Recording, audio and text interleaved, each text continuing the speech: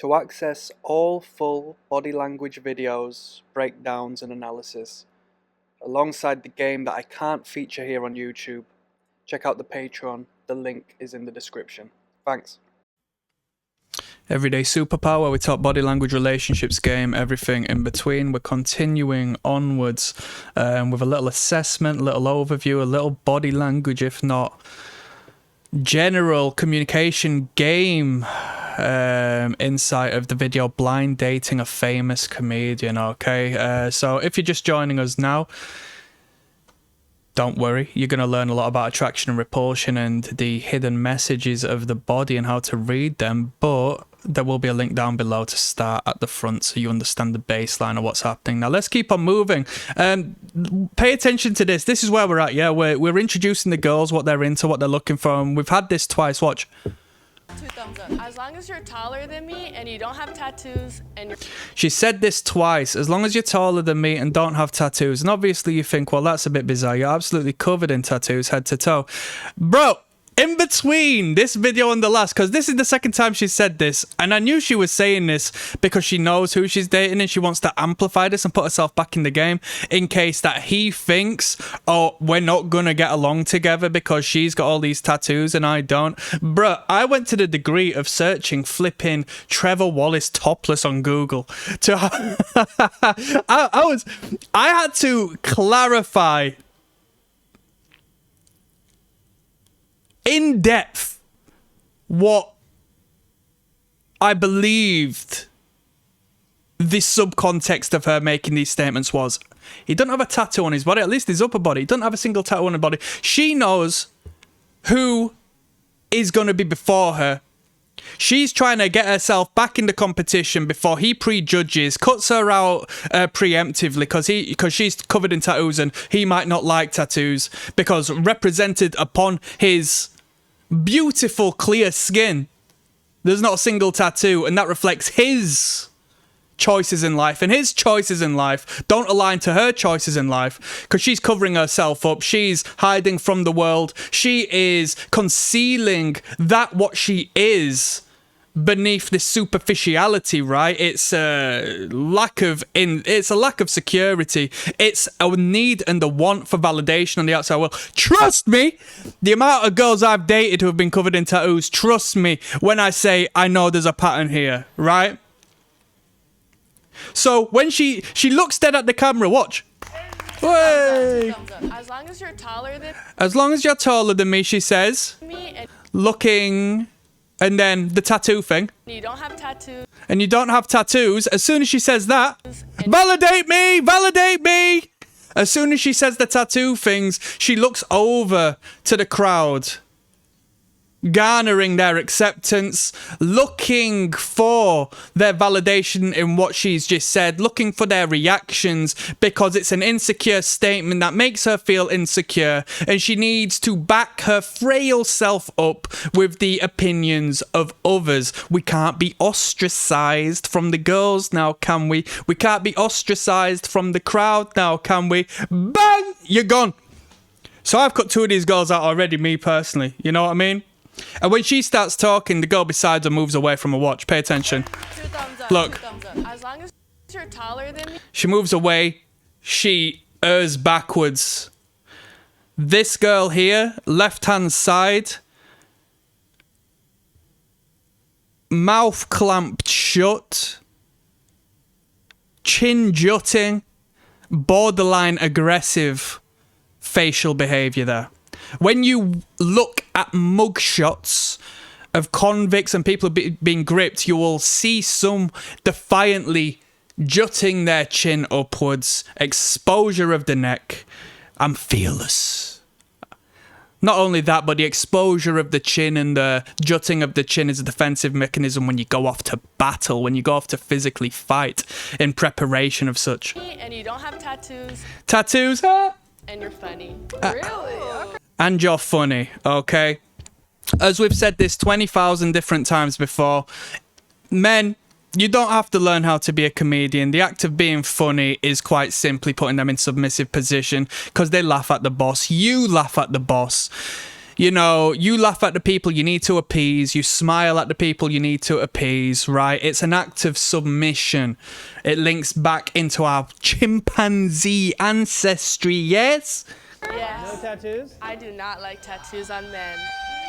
I do not like tattoos on men. Gay. It's for girls only. It is trashy. It is trashy. She's speaking on herself. This is what she's heard of herself before. This is what she gets in her comment section. She's projecting herself. I like tattoos. She's projecting her self-hatred. That's why she's covered head to toe in tattoos, right? She's projecting her self-hatred upon that poor man who may have tattoos. She sees what she doesn't like in herself upon him, right? I'm gay as fuck. I hate gay people. Gay people are disgusting. Gay people are blah blah blah. Do you see where I'm coming from? It's an outward projection of one's repressed insecurities that they see in others and they can't accept in themselves. So they create this straw man to attack. That's what she's doing. Tattoos on men. I'm putting you on some deep game. It's gay. It's for girls only. It is trashy. You like them naked? It's giving double standard. It's giving double standards. I want a clean cut man. So you can only be the only Yes, tatted I'm up the one. star. Ron's I'm the star, she says. So that's why you got to kick this girl out from the start, like I said. Because she utilizes her body, her tattoos, as a beacon to attract the flies. She is a light bulb that attracts flies, right? I'm not going to be one of them flies. When you see a girl like that who is so desperate for attention upon her physical form, shut that bitch out and don't give a none. And she'll think, oh my God, 99% of men can't help but look at me. And he doesn't? What's up with him? If anything, it will harm their ego. It will hurt their ego to the point of being so fascinated and interested in you that they might pursue you, or at the very least, they'll be angry about you. You've engaged with them emotionally purely by not giving them the doggy treats they desire for going to a shop and paying money to have ink on their skin, right? Swanson. I like a Latino. So you can only be the I mean, as of so far, this girl who just talks really cute. Yes, Not I'm her. the star. Not her. Hey, this girl here, I think she's cute. I mean, she doesn't need to, protrude the breasts as much as she does, but she hasn't gone out of her way to annoy me yet. This girl in the pink at the back, I think, is a little autistic due to the action she's taken. I'm getting a phone ring. I'll be with you in 1 second. Okay, so whilst we're here, I want to talk about this. The cleavage, right? So pay attention to the cleavage. We as human animals have no need for such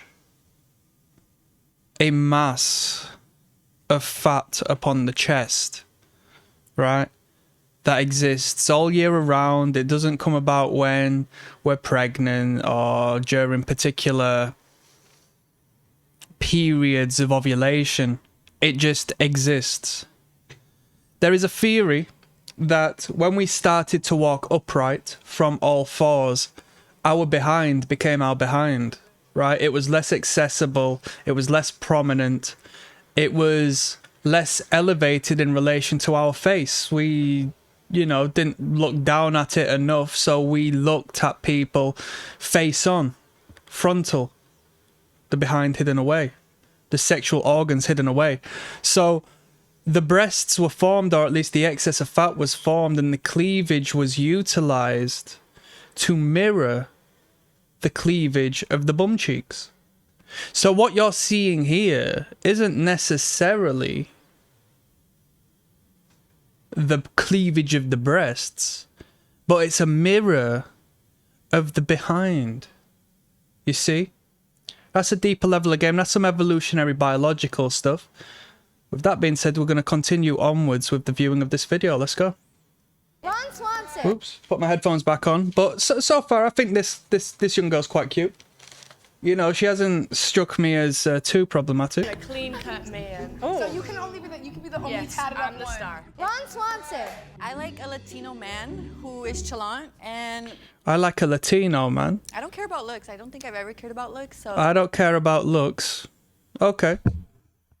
I once dated a Latino girl, she's absolutely beautiful, but there was a language barrier in the way. which made it somewhat problematic. What's Chalan? She was also very smart. I don't know if this is a thing with Mexicans, right? Or Latina, actually. Is that what you would call it? I don't know. We in England, we don't get Mexicans. There's no Mexicans over here in England. But I don't know if it's a cultural thing or what. I suppose it's, you know, a culture of anybody who comes over here to study, you know, from abroad. Her family were very intelligent. They were very good at what they did. They had a strong family unit, something which is to be admired, you know? The opposite of nonchalant. Is that like cilantro? So he asks, what's chalant? Chalan. And she responds in this borderline aggressive manner. Watch how she responds. The opposite of nonchalant. Is that like cilantro? The opposite of nonchalant, she says in quite a direct, aggressive manner.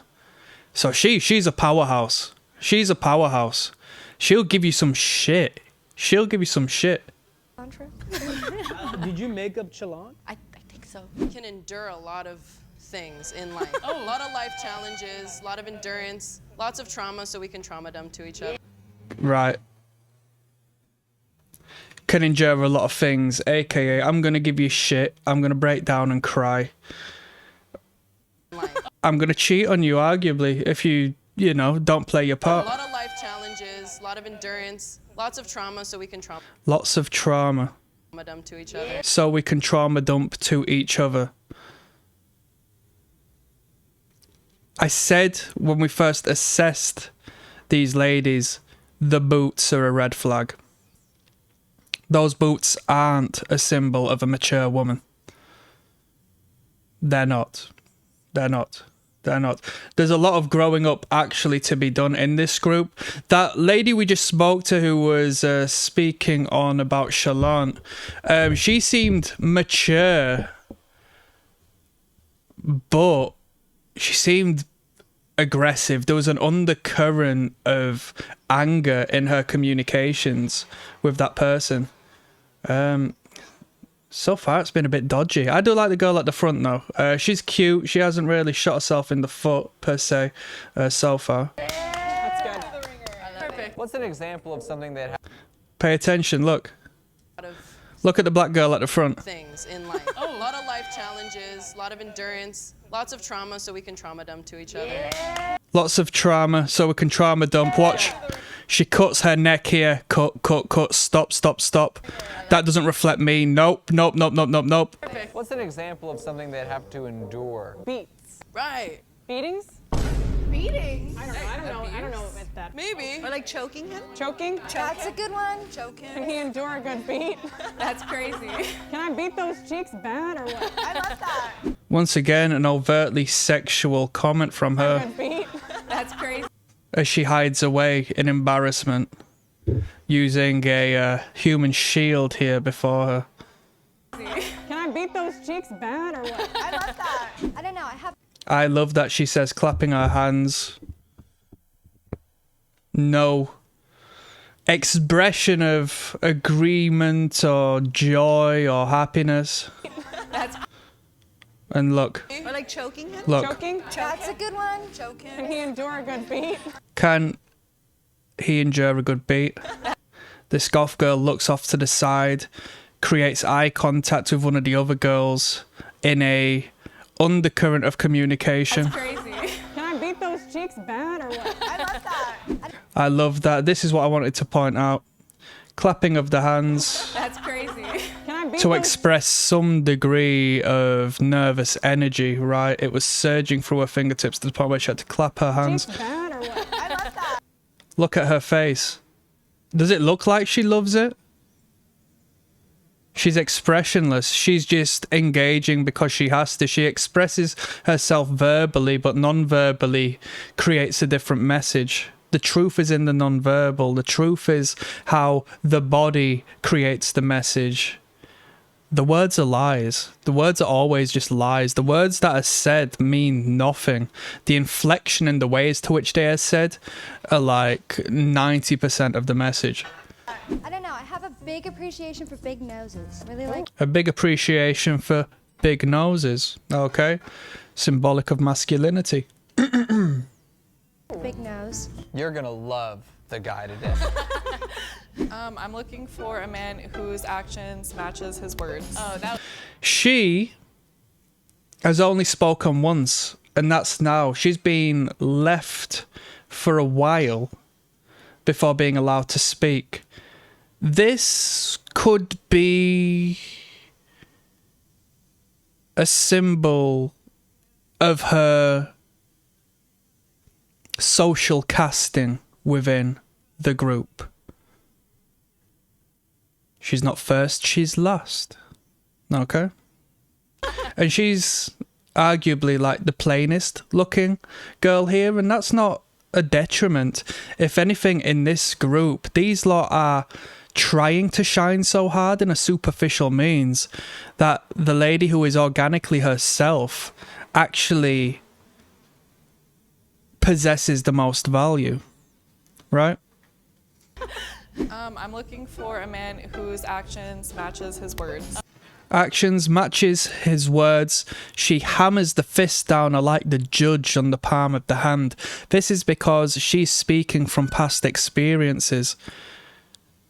Someone she's been with in the past has been a bullshit artist, provoked emotional turmoil, and she wants somebody who is honest, which most men aren't.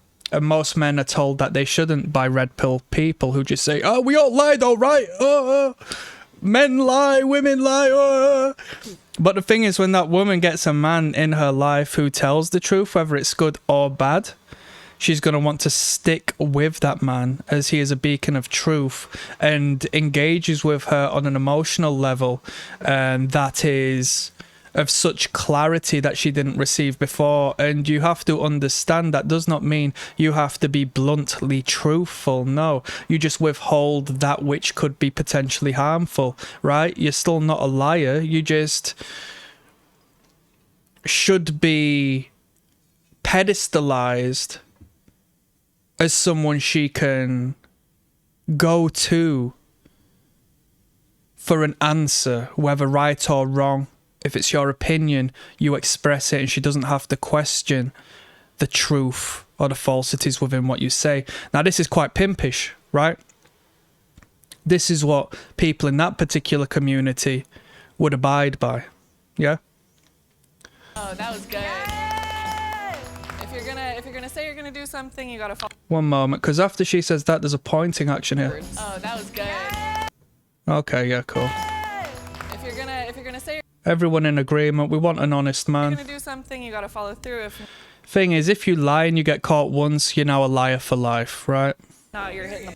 She doesn't respect you. She's going to reflect that as people in a relationship are but a reflection of each other, the masculine and the feminine. If she believes you're a liar, what's she going to do to you? She's going to lie to you if she starts seeing somebody on the back, all right? Block. Don't be the guys that be like, oh, I was gonna do this for you, right? And then not do it. Oh, I was going to do this for you and don't do it. This is important. This is good game for you to understand, man. You have to abide by your word, and your word is bond. What you say, you must manifest, because then if you get into this continuity of creating that which you say you will do, then it will enhance your own life to the degree where you know that your word manifests reality. Yeah? Not only that, you know that what you don't say is more powerful, right? Only that which you do say holds incredible weight, because she knows you always have a track record of doing what you said you will do, right? No matter how minor, no matter how large. If I say, I'm going to do that for you, darling, and I do that, she will respond in a respectful manner, to say the least. Right, I'll see you on the next video, yeah? Click like and subscribe as always. Peace.